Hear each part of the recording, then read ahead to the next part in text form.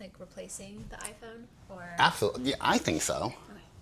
Well, I mean, a cool thing about like, I've been looking for like a video replacement for instead of my phone. I want it to be separate from my phone. well, I think just in general with kids, I think you get the best videos when you hand a kid a camera and say, record stuff. And then they just walk around and because you're getting a different angle, kids are doing different things. You know, I used to do that with digital cameras. I handed a kid a digital camera, like, go take pictures. And you never know what you're gonna get. And some of my best family memories are that. And I think that's also where YouTube can come in, because you can do private listed, where it's not listed externally. And then, like I have a friend, all of his family videos are on YouTube. And so when somebody's like, hey, send some family videos, or what, he just sends them a link.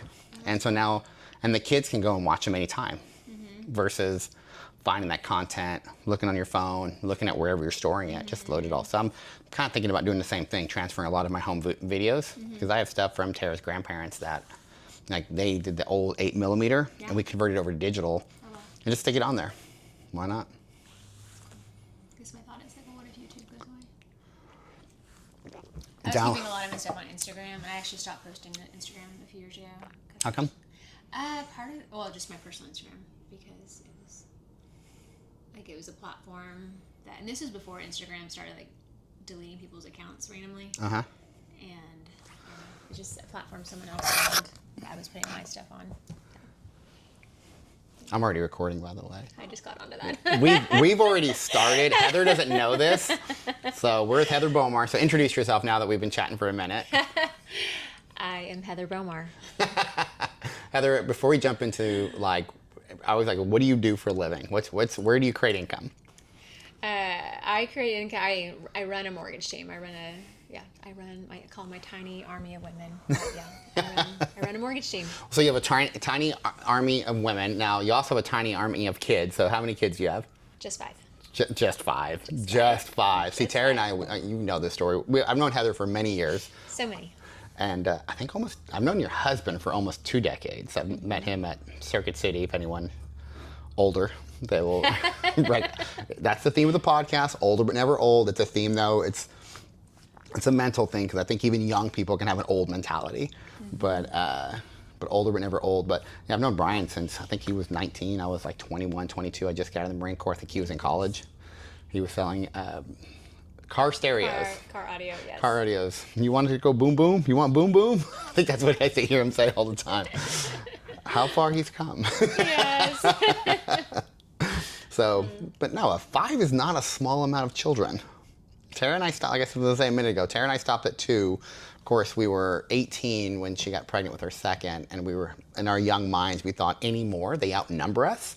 So right now, it actually is true. It is so true. Right now there's 50, if we had equal, it's not a democracy, but it's equal voting if we ever voted. But And then we also thought, like, what if we go on a trip in the amusement park? It always sits of 2. There's always one left out, and so. Anyway. But if you have enough, they all have buddies. They do all have. They were best friends. But we do have an odd number right now. You do have, okay. So tell what ages? So our youngest is 6, then 10, 12, 14, just turned 16. Just turned 16. Yeah. That is phenomenal. Super sweet. He's got his own truck. Yes. So, and then home life, though, because you're very, very busy in your career with your army of women, doing mortgages. Yes. But you also have, what I really want to talk to you about, though, is in all of this, you've done something very unique, which is you have an in-town acreage. So we're saying in-town being like you are within city limits. You are close to all things residential for the most part, surrounded by residential houses. Brian and I were talking about this yesterday. We're pretty much 15 minutes away from anywhere we want to go. Anywhere. Yeah. And then, but you also have a farm. Yes. So tell us about the farm and how. So how it started? Or how it started? Everything. Yeah. Like my daughter has chickens, but that's about as farmy as our family gets. I kind of take credit for her having chickens. Yes, you're a pusher, you're a peddler of farm goods. Yeah. Don't send your wives over to my house because they will end up with farm animals. It's very true. Okay. So actually, someone asked me this the other day. They asked how I even had the desire about this in the first place. And I think it was when I was probably like 10 or 12. My parents took me, because we lived in a city neighborhood. We had a very large backyard, but not like a farm, not an acreage. Okay. And we had random pets out there. We had the dogs, never cats. My dad is very anti-cat, but though we have cats now. But we had snakes, and we had bunnies, and we had all sorts of stuff throughout my childhood. So I loved animals. Had hamsters, but like more normal pets besides the snakes. And then around 10, I think, they took us, I don't even know if my sisters were there, but they took me to see a property they were strongly considering on buying. And it was in the super wooded, and this is my child mind, like remembering my child memories. Who knows if it was that big, but to me it was massive, and it was like this huge acreage. It was 5 acres. 5 acres is huge to a kid. It is big, and it was super wooded. And I remember my dad saying, like, if we end up buying this, we might be able to get horses. And I'm just like, horses, that's amazing. And so I'm sure it was already there, but I think just thinking back, that may have been like what initially kind of sparked it. Just being able to just start dreaming. That trigger at that young age, that little dream that was implanted? Yes. Okay. Yes. I can see that. Yeah. I can see that. And then, sadly, they did not buy that property. Don't take your children to properties that you're not going to buy. I was sad about it. But, and then fast forward, Brian and I got married, and we moved to an acre and a half, which we had normal animals at that point, but it was probably 6 years ago or so. Actually, it was probably 7 years ago. He came across a property, and it was the one we're at now, but it was a completely God story. And it checked every box, besides just being like remotely in the country. I would not have minded that. But it checked Brian's box as far as still being in town. But it's 6 acres. And so it was a sheriff's sale deal, and so I ended up getting the property. And long story short, so my birthday that year, not even moved, I bought a cow. For your own, I put a deposit down on it. Yeah. On a cow. On a cow. Happy birthday to me. I know. My kids were like, "You did what? Like, you bought yourself a present?" Like, that floors them when I buy myself something. They're like, "You like bought your own birthday present, and you bought a 800-pound animal." So are they like, doesn't that break some kind of birthday rules? They did. Yeah. They just think it's so funny. And so her name is Evie, and she joined us. I think it was like 8 months later. But she's a miniature Jersey cow. I think full-size Jerseys are 1,600 to 1,800 pounds, something like that. So she's a mini, and so she's just a casual 800. Just 800 pounds. Just 800 pounds. I've actually never put her on a scale, but that's just what they tell me. Don't fat shame her. Don't shame her. So it started out small with a mini Jersey. It started out small with an 800-pound cow. But before you bought the house. Before we had the house, and before we brought her home, because we didn't have a place to move her to yet, and we were still at our acre and a half. We got baby chicks, and most people say it starts with you get baby chicks. Actually, I think it starts with sourdough, and then sourdough bread. I think you start. I think the joke is, which I didn't do sourdough till later. But I think the joke is, if your wife gets a sourdough starter, watch out. Next, you'll have chickens, and then you'll have like a full-fledged farm from there on. So you were like, all your farm friends were like, "Do you have sourdough? You don't have sourdough?" I didn't know. You're a farm. I missed the whole through COVID. I didn't have time to sourdough. I missed the whole. I did not get the sourdough trend until 2 years ago. I didn't even know there was a trend. Yeah, there is. Apparently, during COVID, everyone was baking. I was not. No, we were working. We were working very hard, but I was very thankful for that. So yeah, we did. So we got the baby chicks, and then they had just gotten, right when they got big, that's when we moved onto this land, and then Evie, our 800-pound pet, moved to her little new house, and then that's a milking cow. Yes, and so it was so funny when I first put my deposit down on her, and I just started research. I mean, I really didn't. I just had this desire in my heart, and I'm very much work and life, if that makes sense. It's not just all work. Like, you don't, what's the point of working if you don't have life too? Yes. Well, that's what you've heard me talking about this. Like, I think it's all supposed to ebb and flow. Yeah. And then when we try to put that separation, I feel like we're telling like ourselves like, well, this part of my life is separate from this part. Or this part of my life, I don't enjoy this, and so I have to separate. And I have to balance it because I think if you're not enjoying what you're doing, I think you're doing it wrong. And I think you can enjoy whatever you're doing. Mm-hmm. So no, I agree. Why work really hard if there's not any enjoyment? Why? And then if you just all you do is enjoy your life, well, you might have to work really hard later. So. Yeah. And work obviously can be super fun. Like, we have a lot of fun in our work, but there's also this like just other side too that just, I mean, it would be very unbalanced if you just had, and I've had seasons in my life where I've been very unbalanced, as far as just like all work, no play. But I think there are seasons for that, for sure. But anyway, so we got Evie, then the chickens, and then, and we just kind of added along. So now we have baby doll sheep, which I added for Mother's Day 2 years ago. You got yourself a sheep for Mother's Day? The kids are like, at this point, they're just like... Oh, I can relate to your kids. It's Tara, my wife, she's extremely difficult to buy for, because if she wants it, she just buys it. So. Right.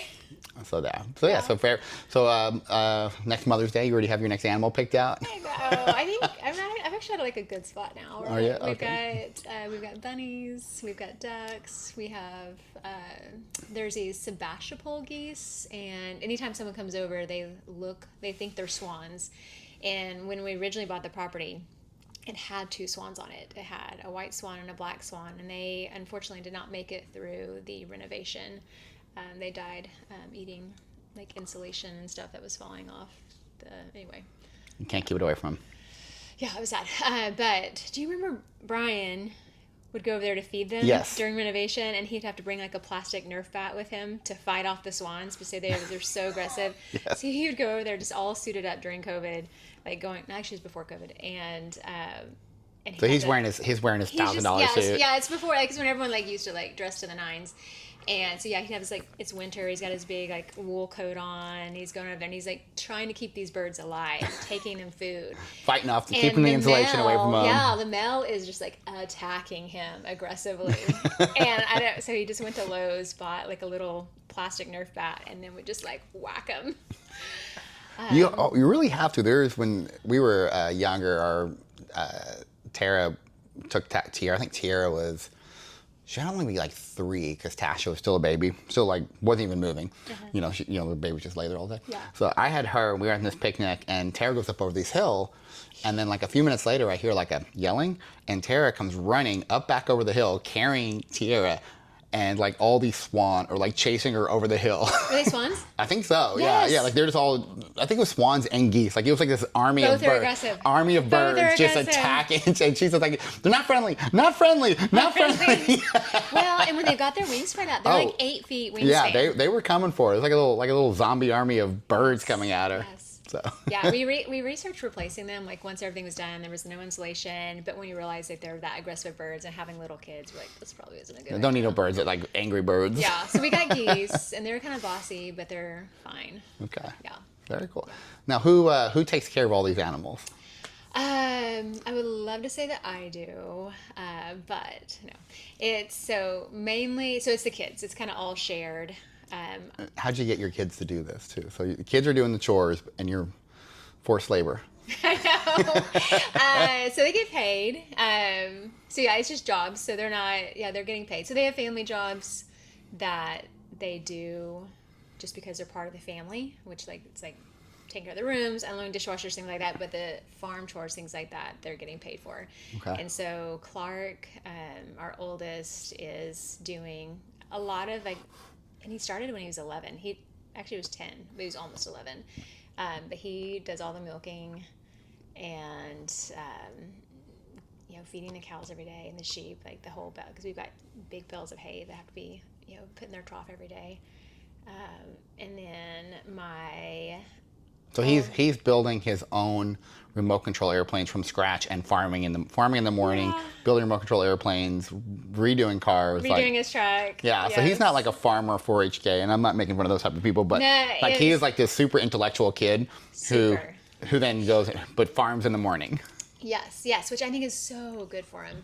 So I wouldn't say that, I think you described it beautifully. He's got a very intellect mind and like loves creating these intricate things and understands how these things work. And then he's farming too. So. What a great contrast to build into your kids. So who's the most responsible and who's the least responsible farmer out of the kids? Not including the 6-year-old. That probably wouldn't be fair to throw in. The 16-year-old boy and the 12-year-old girl. Most responsible. Yes. But they're all responsible in their own ways, but I would say they have the hardest work ethic. And which is Brian jokes actually, that the ones that look like him have the hardest work ethic. And then anyway, yeah. I think that's shaming. I know. I was like, hey. Yeah, and the other ones are coming along. So somebody getting started and so this is for you, and then you did it for your kids to teach them different work ethic and responsibility and jobs and stuff like that. Yes. So if somebody was like interested in starting, they have to start with sourdough, apparently, right? Sourdough. Or baby chicks. Where do you get baby chicks from? Did you order them? Did you go to Atwood's? Where's the best place? So, just want to get them locally. Tractor Supply. Are they hard to raise chickens? Huh? Is it hard to raise chickens? No. They're so easy. Really? Okay. They're so easy. I just go to my daughter's house and just be like, I need eggs. Yes. And she gives me eggs. And then I'm some people get intimidated by like the actual full-grown chicken. Like, that just freaks me out. Like, chicken. Like, you get them when they're little, just like kids. You get them normally when they're little, and then you grow into them. But yeah, you just get these little baby chicks. But I've also ordered, so when you get into it, I think we did originally do Tractor Supply. So they had their little buckets. They each got to pick out their little chickens. Though, don't do what I did one time. The second time we did that, so we did the first time, it all went well, and we picked from the correct buckets. And what I mean by that is the second time we went to pick out more chicks, we had like this big long week, and one day I was just like, okay kids, how about we go with some more baby chicks? And so we went to Tractor Supply. And again, long day, and I was just like, pick out some chicks.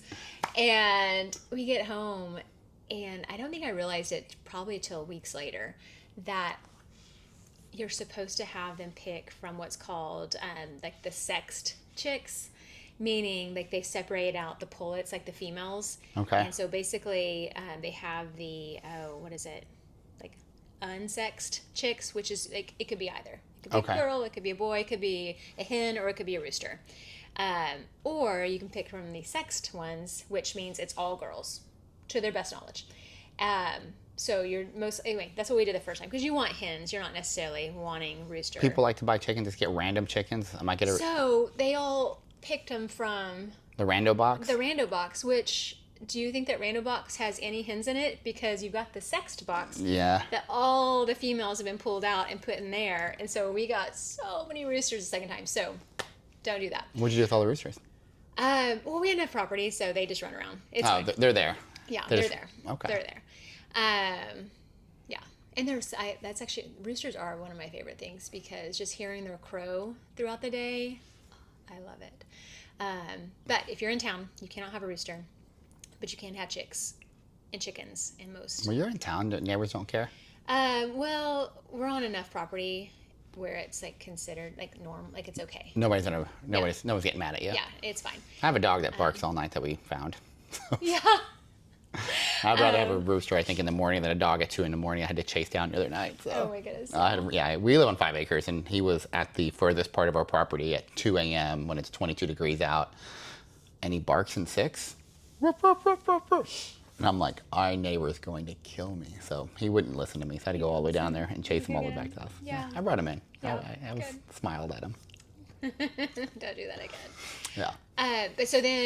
So that's what we did the first 2 times. But then I got a little fancy, and I was like, oh, I want colored eggs, because you can get blue eggs and green eggs, and like really cool like pink ones, like super dark brown ones, and brown ones with speckles in it. You can get this elaborate. And I would say I'm very on the surface of it. There are people that I'm sure get way deeper into like the things you can do there, like the cool chickens you can get. But anyway, so we The have cool chickens. We have a well, no, it really does. It can get into. I just thought it was like fried or baked chicken. No, it can get into. Oh, I can't remember what they call it, but it's like levels. Like you breed them in generations, and the second and third generations, the eggs get like darker and a deeper color. Like it's a whole thing. So I'm like just surface. That's just a shell. I just wanted rainbow eggs. Oh yeah, inside's normal egg. Inside's a normal. So you just want that when you look in the fridge. You just want the color. It's just pretty. I just want like a rainbow of color. My eggs are pretty. Yes, it is pretty and it's fun. Yeah, so you could go to Tractor Supply or Atwoods and get chicks and start that way. Just make sure you pick from the correct bucket. The right buckets, and then with a bunch of roosters. You can order colorful eggs online. Yes. And then cows. What do people need if they wanted a cow? Like somebody's like, I think it's I know at least in Oklahoma, it's like for every acre you can have one large animal or something like that.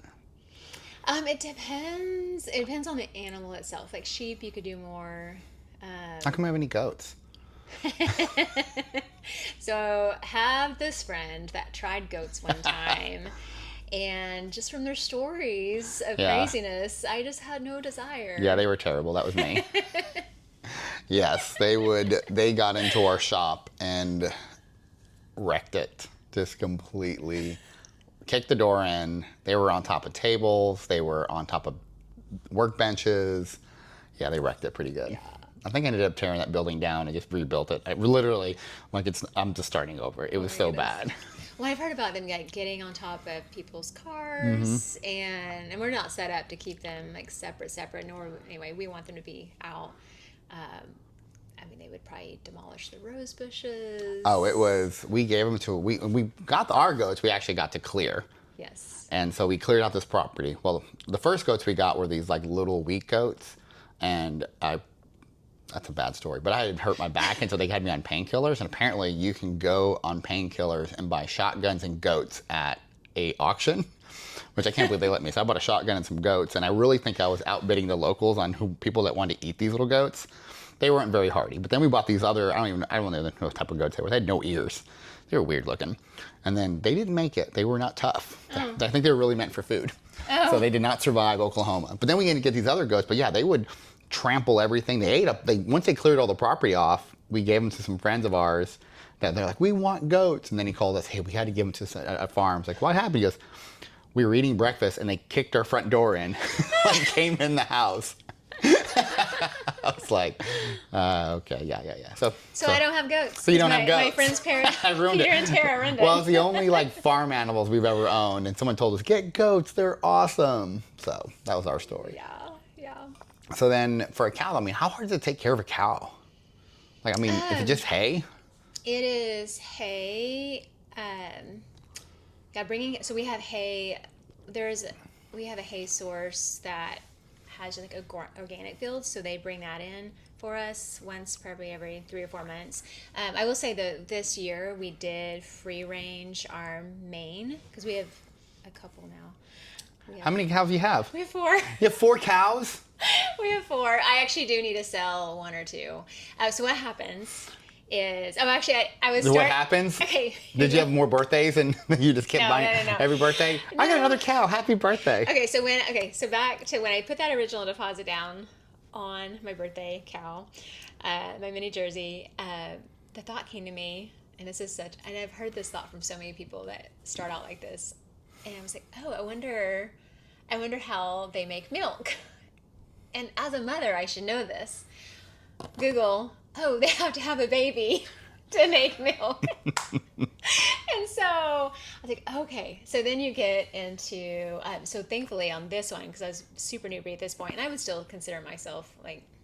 Do they have Tinder for cows? You just got to get like another, like, you like this one? So you like this one? She sold her to me, and at the time, she sold her to me already pregnant. Already, okay. And she actually gave gave birth at the boarding facility that we had her at. Are they marketing it like you want your cow milk ready? I mean, like, sure. That's a good slogan. That's what I need to do when I start selling cows. That's what I'll do. Milk ready. It's milk ready. We've already done the process. Yeah. So she had her first baby, and I mean it's a whole little rabbit trail you can go down, a rabbit hole. But and it was a boy, so it was a bull. And we ended up giving him to a friend, which my kids have a verbal contract with these friends to not eat him. So they renamed him Gus because our kids named him Darius. So they renamed him Gus. And he lives on their 80 acres, has a very happy life with their meat cows, but they don't eat him. Do they send you proof of life? Every now and then they'll ask for it. Get newspaper to the cow. Oh my goodness. And so But we didn't eat Darius, we ate Gus. That'd be so sad. Oh, they'd probably be okay at this point, but they'd be... They would lose some trust, I'm sure. Only if they're over there eating. Right. Like, this is really good hamburger. Gus was good. Oh my goodness. That's where the true childhood trauma is born. I've got some stories on that too. Not with us, but childhood. And then you learn. So you're technically supposed to. Ideally, they have a calf a year. Oh. To like stay fresh. And so then I learned about artificial insemination. Okay. AI, not the AI we're all hearing about, but artificial insemination. That was there before. The OG AI. The OG AI. And so then I learned, anyways, there's like a place in Stillwater that everyone takes their cows to, and you get the strangest thing I ever had my assistant order. It was like 4 years ago, or maybe 5 years ago. So I was like, hey, like, this is gonna be the weirdest thing I think I'll ever ask you to do, but could you order this bull semen? Can I say that on here? Oh, yeah.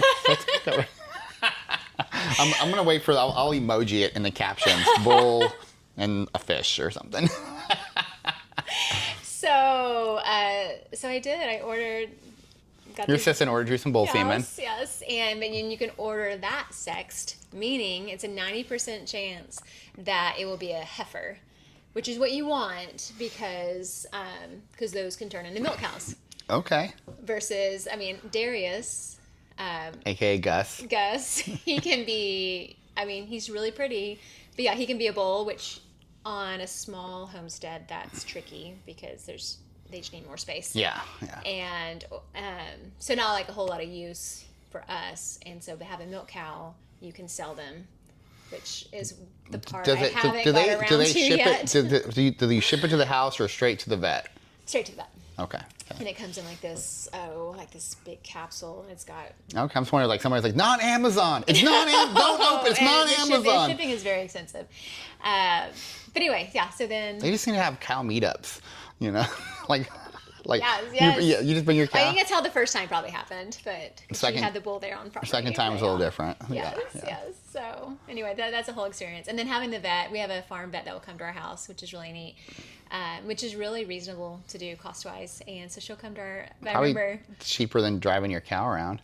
Oh yeah, it was. Do you have a trailer? Actually, how do you get your cow? So we don't need it enough to actually own our own trailer.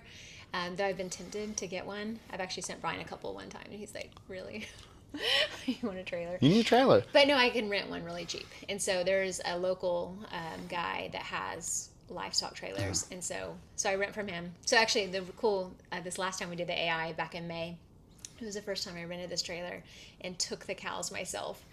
I felt very empowered driving my cows down the highway with the kids. Well, we were when I bought my goats and my shotgun. I went to the Jones auction and just loaded in the back of my Escalade. Okay. Which also got a look from all the farmers with their trailers, and I'm like, put them in the back. I think I popped the glass and put them in. The goats? Yeah. Okay, I did the same thing with sheep. Yeah, see? In the back of our Escalade. There we go. They pooped everywhere. You just vacuum it. Yeah. Little pellets. Let them dry.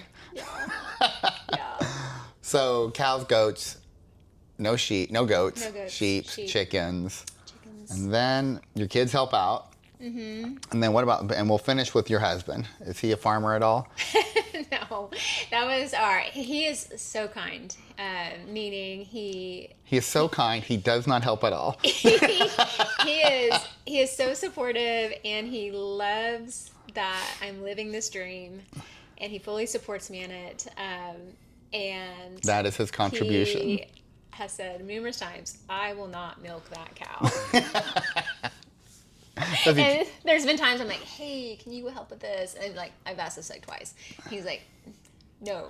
He is standing strong on that hill. Oh, he's so strong. He will, like, if the kids are at Nana and Papa's,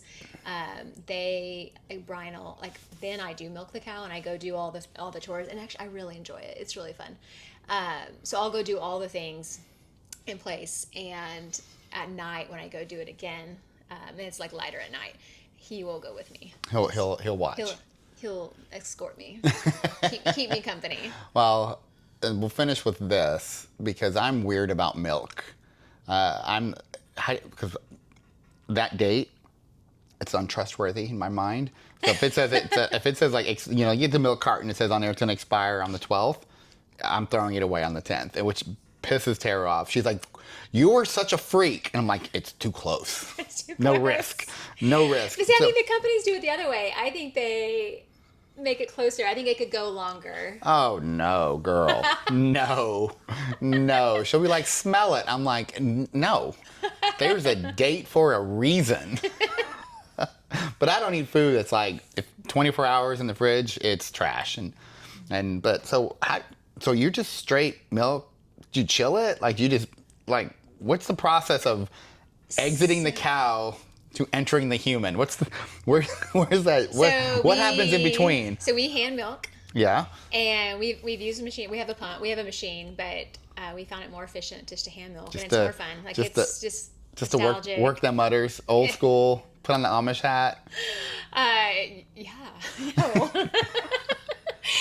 But no, so milk bucket comes in the house, and then we've got these super cute WEC milk jars. So they're all glass, and then we put the funnel with the milk, just a milk filter, and then we just pour the milk through the filter into the glass jar, cap it, and it goes in the fridge. That's it. That's it? And it's the most amazing milk with so many health benefits. It's so good.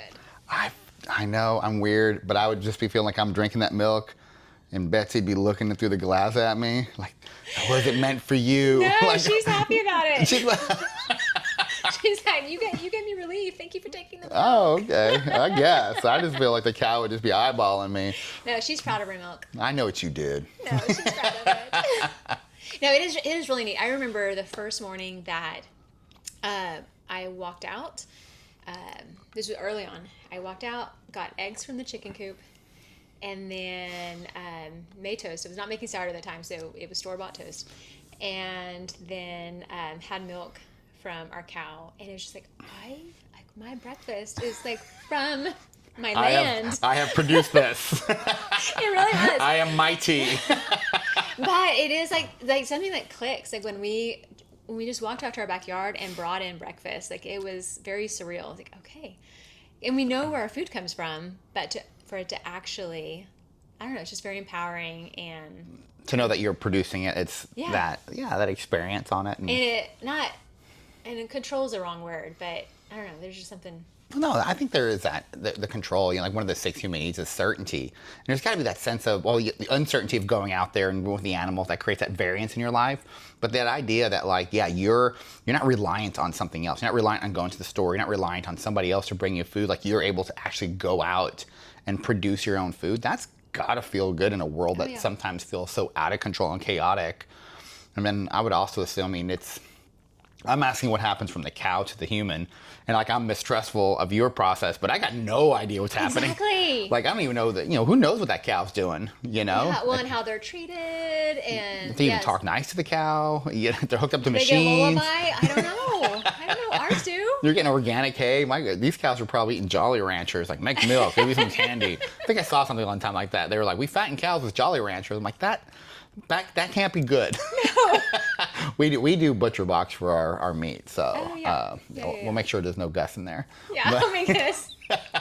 Sweet Gus. May he live a long life in the field. Well, you went from Darius, which was more of the sophisticated European farm, and now he's on a country farm. He's like, my name's Gus. They can't be going all these other cows with Darius. I'll get beat up. I'll get made fun of. They're like, we want to name him Darius. I was like, okay. Isn't that like a Nebuchadnezzar is like Like, something like Old that, Testament, yes. Old Testament evil king. Or no, he wasn't a bad. He was actually a good one, if I remember right. Too funny. Yeah. Too So now funny. they've named. We've got Honey, and so we got Honey, Ginger, and Liberty. She was born this past 4th of July. All milk cows. So Honey and Evie are. But Ginger has not had a calf, and Liberty is a calf. Okay, so you need to have them. I need to sell Ginger. You need to get them milk ready first. Call your assistant. I know. It's like, hey, I need you to order some more of that bull sperm. Brian's like, I think you probably should sell some cows. Like, you can't just keep collecting all of them. You can't just keep birthing, and like you can't just collect them. And I'm like, I know. It's just a step in the process I've not gotten to yet. Okay, so get them. Order the bull sperm. Tell your assistant, Areta, I need you to order me some bull sperm, and then sell some milk cows. Maybe somebody on here will be like, I want to buy one of your cows. Would you like to buy a cow? She has a couple. I have a couple. Thank you so much for chatting with me. Thanks for That was having fun. me. Yeah. That's it. Cut. Cut.